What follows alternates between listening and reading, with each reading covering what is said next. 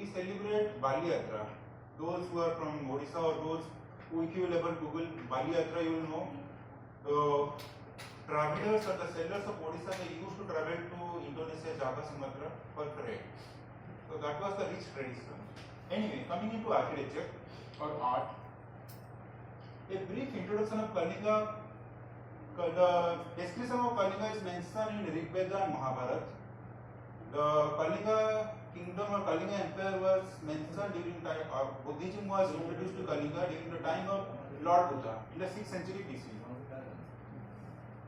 The great war between King Ashoka was the turning point in the history of Kalinga, because after this war, which was fought at the bank of Gaya river, he embraced Buddhism. And after he embraced Buddhism, there are many hypotheses. Many historians say it was the massacre of the Brahmins. Many hypotheses, many historians say there are other philosophies. Anyway, coming back to the history that we have with us. So after this war, he embraces Buddhism and he becomes Dharmasok from Chandasok, and that started the development of Buddhist art or architecture in South Asia, including Kalinga.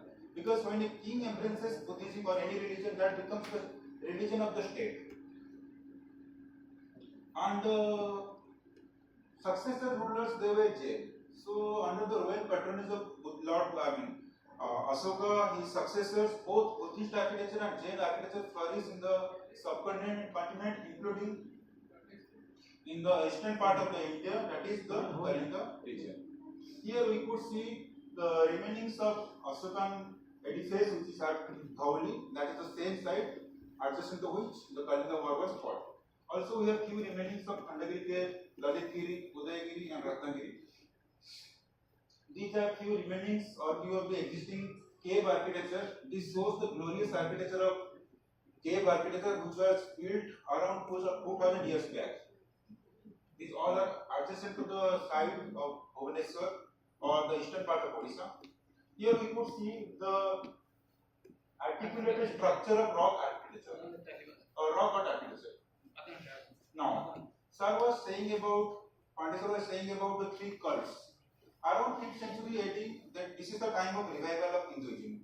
Many historians say it's Brahminical Hinduism, many historians say it's a different thing. But Hinduism revived in the subcontinent, including the Kalinga region around 5th century, and during this period, three sects of Hinduism was revived, the three sects of temples was revived in Kalinga region. First was one Saivaism, second one is Shaktiism, and third one is the Saivaism. So why I am saying these three sects in this order, there is a reason to it. I will explain this in coming slides. So around 7th century, Somavanshis, they shifted their capital from Kosal to Kalinga, Ekamrakshetra.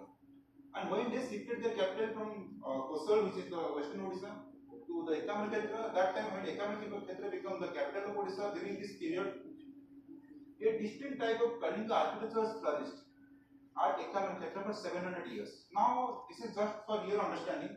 DHU is there for 120 years.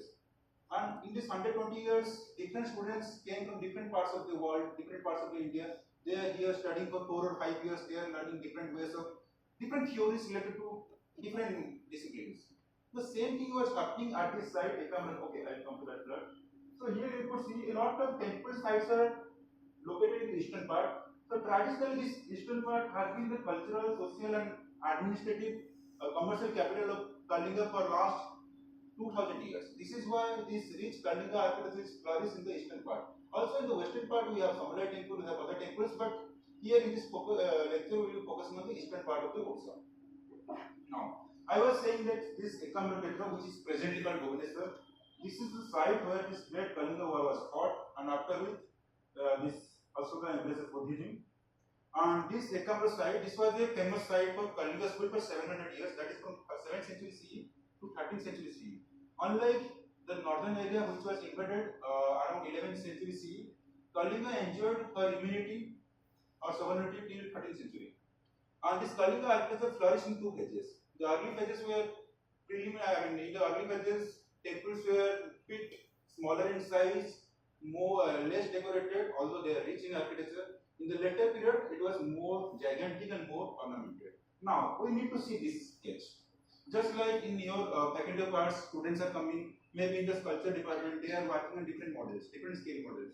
They are making 1 to 100 scale model of some sculpture. And once they are convinced, once the teacher is convinced, they could make a 1 to 1 model.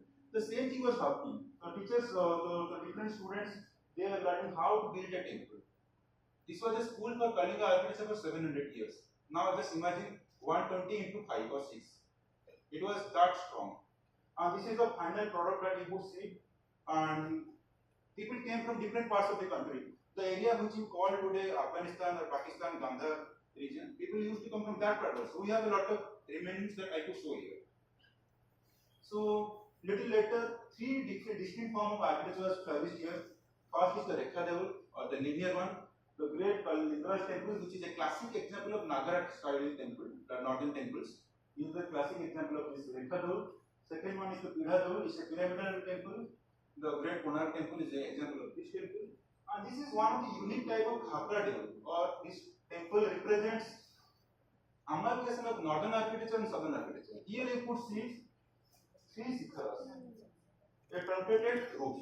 This is not a common element in the northern temples or Nagara temples. So people came here from different areas, they learned how to build temples, and the temple architecture flourished here. Now, let us dive into the what was the initial temples are looking like.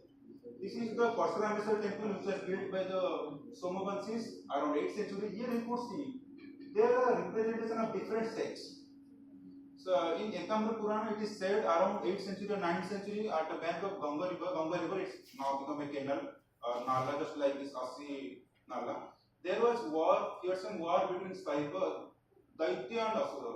So in that the Daityas were the Saivites and Asuras were the Buddhists. But here we could see in the earlier temple there were cultural representation of different sects. So this was the early approach of Kalinga temple. Now, again, a few more images of this early Kalinga temple. Here you could see this was the original temple, and this structure, I could say, a hall was added later. We need to understand, king was funding this temple, and king, bureaucrats, nobles, they used to come to offer their pilgrimage or their prayer. And Odisha is a place which experiences extensive period of monsoon for 6 months, and the temperature goes 40-45 degrees. So for their comfort, in the later period, a temporary shade, or I would say shade, was created. And if you see the architectural articulation of this one is completely different than articulation of this structure. Anyway, we could discuss that sometime other. So a cross section of this early Kalinga temple, you could see there is one Garbhagriha, one Mandapa. Now, let's come to the later part, later Kalinga temple, which was built around 12th to 14th century. There are a lot of hypotheses. This is the time when this land was ruled by the Saivas or Vaishnavas. Buddhism was there in the rural sites. Maybe it was diminishing in the rural sites. So some historians now, this is called Gajapati. The king of Odisha is called Gajapati. The person who rules Gaja means elephant. According to some historians, this image that you will find in the later Kalinga temples, maybe in Linguraj temple, maybe in the Jagannath temple, you will find a lion, an elephant. For some historians, this is the victory of Hinduism over Buddhism. Again, this could be debated. History is all about interpretation. We don't have any direct proof. For some other people, it was built by some Gajapati. And Gajapati means, the Pati means ruler, Gaj means elephant. Here, this is Gaja, and this represents the supremacy. Anyway, this is a very symbolic element that is found in the later Kalinga temple. The later Kalinga temple, which was flourished around 12th century, these were gigantic, more elaborated, more decorated. This Linguraj temple is a classic example of later Kalinga temple. Here you could say Garbhagriha, Jagamahan, Natamandap, and Bhogamandap. There are 4 chambers. We believe our God, he just lives like us. He wakes up in the morning, then he have breakfast, then many people come, they express their desires, their worry, he listens, he have his food. This is the Bhogamandap, this is Natamandap where he has his entertainment. There would be some Devdasi performing dance or performing some music. There would be a group of bhakts who would be chanting some prayers. There is another model, Jagamohan.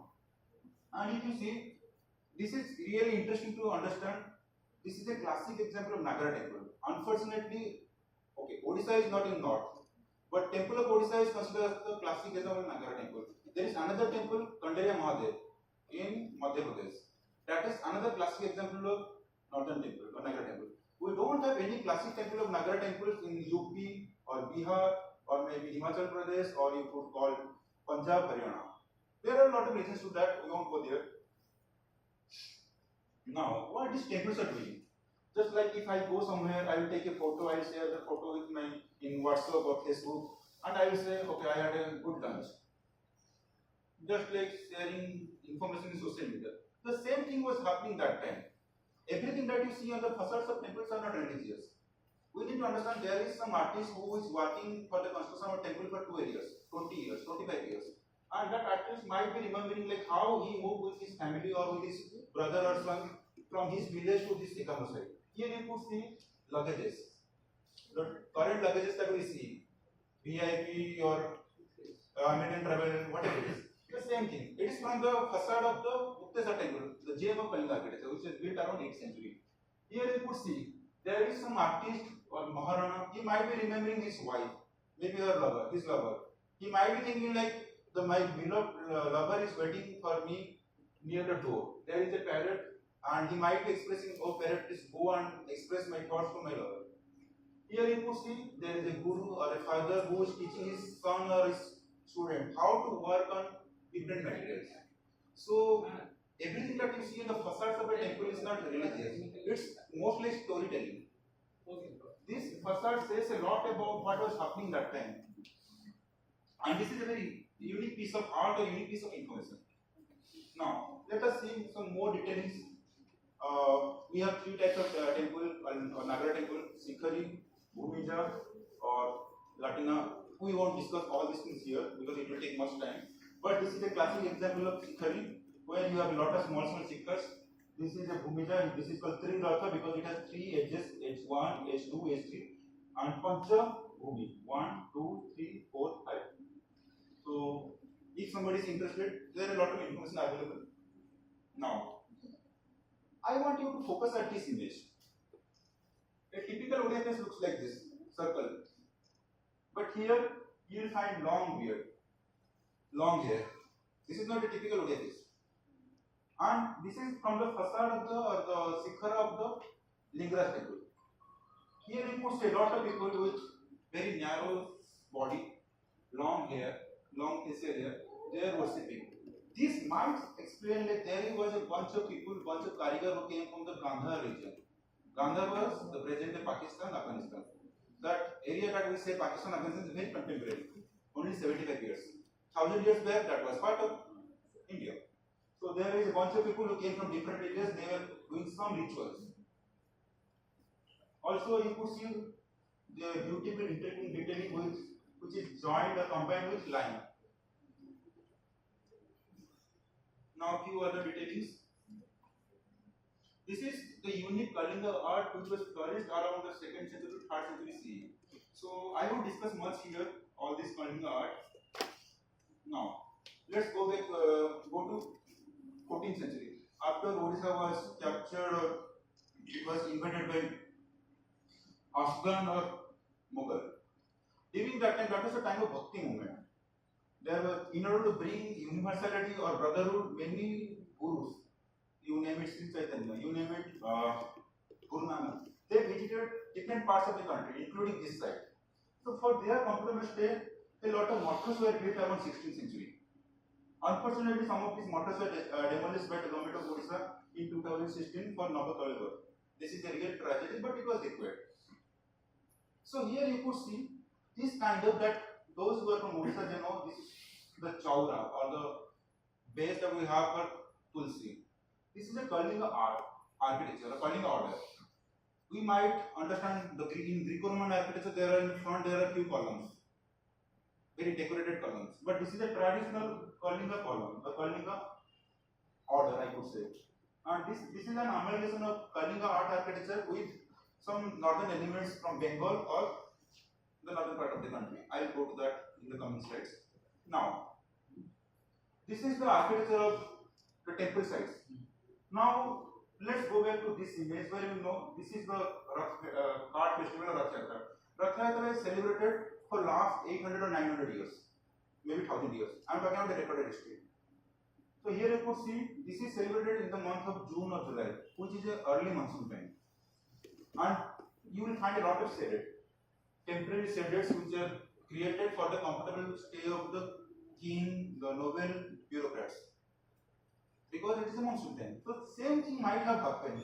People might have created projected balconies so that from here somebody could see the Jagannath temple. We need to understand till 1932, not everybody was allowed to go inside the Jagannath temple. It was changed in 1932 or 1925. I might be wrong here, but that is the timeline. And for a bhakt, there are so many bhakts. For them, the view of the Jagannath temple is sacrosanct. Who were not allowed to go inside. For that was also valid for Salavaga, Bhakta Salavaga. Now, around 18th century, when Odisha was ruled by the